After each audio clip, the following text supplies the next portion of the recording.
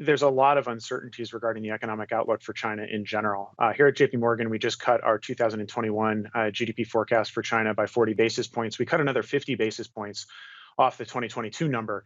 And there's a host of reasons for that. As China continues to shift and push a common prosperity strategy, I think we have to take a step back and recognize what is the actual underlying driver here. And from a JP Morgan perspective, one of the key statistics to think about is the change in the nature of the labor force in China. China is now losing 1 to 2 million manufacturing laborers a year. This is a very different situation from where we were for the past 10 to 15 years. The goal is not just growth. The goal is now inclusive growth and balancing that growth with overall stability across a range of matrices, inclusive of housing prices. And so that changes overall government policy. One of the fascinating things about the Chinese economy, at least from my perspective, China is actually a far more decentralized system than it looks at first glance. You have provincial level party members that are driving provincial level economies that have targets that are now far more complex than they've been.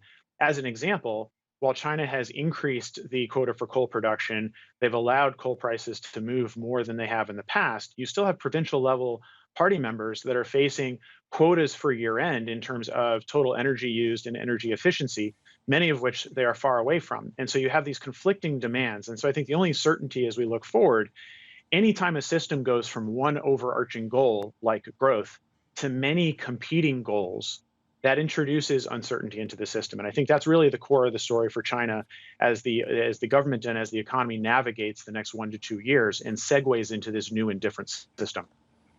Okay, let's talk about the global recovery then more broadly. We, of course, had the IMF report out, slightly trimming its expectations for this year when it does come to global growth. Are we really starting to see this economic recovery waning? And what is it going to mean for policy, not only from central banks, but also from governments that have been providing a lot of support as we move into 2022?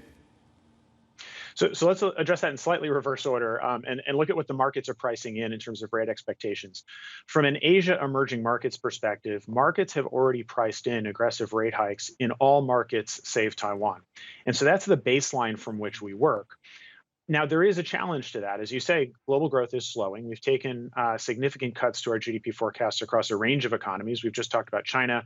We've also cut our expectations for the United States. And the critical element that we're watching very closely in this is inflation is starting to destroy demand. We saw that in a significant contraction in last quarter's global retail sales. We're starting to see labor markets stall out in multiple markets. And so this demand destruction element of inflation is something that we do believe is core to the story of global growth going forward.